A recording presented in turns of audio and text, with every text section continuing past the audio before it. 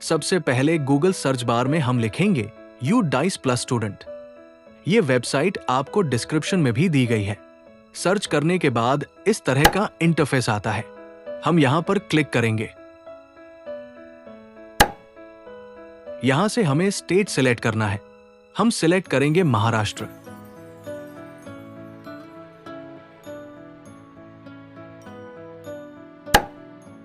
और गो पर क्लिक करेंगे। इस तरह का लॉग इन विंडो ओपन होता है। हमें यहां UDICE नंबर डालना है, पासवर्ड और फिर कैप्चा हम टाइप करेंगे और लॉग इन पर क्लिक करेंगे। इस तरह का इंटरफेस हमारे सामने होगा। हम करंट ईयर पर क्लिक करेंगे। इस पॉपअप को हम क्लोज करेंगे। लेफ्ट साइड में अपार मॉड्यूल दिख रहा है, यहां क्लिक करें।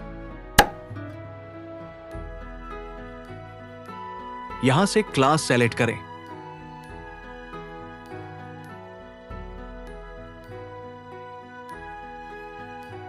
फिर जैसे ही हम गो पर क्लिक करेंगे, सभी स्टूडेंट्स की लिस्ट यहां पर ओपन हो जाती है। अब जिस स्टूडेंट के माता पिता ने अपार कंसेंट फॉर्म भर कर दिया हो, उस छात्र की हम अपार आईडी जनरेट करेंगे। इस छात्रा के माता पिता ने मुझे कंसेंट फॉर्म दिया है। इस छात्रा का नाम भी करेक्ट है, प्रोफाइल भी कंप्लीट है। इसी छात्र का हम अपार आईडी जनरेट करेंगे।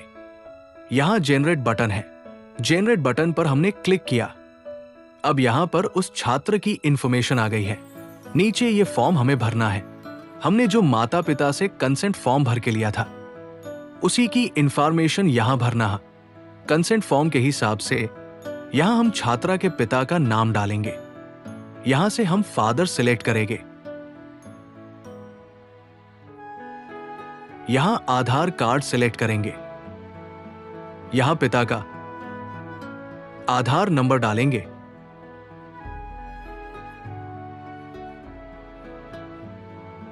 यहां हम स्कूल का नाम या सिटी का नाम डालेंगे।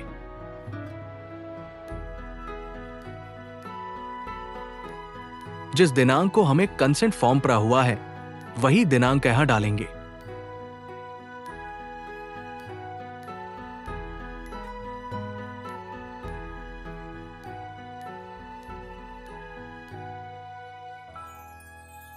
सबमिट बटन पर क्लिक करेंगे। इस तरह के पॉपअप को हम कंफर्म करेंगे। कुछ देर रुकने के बाद अपार आईडी जनरेट हो जाता है।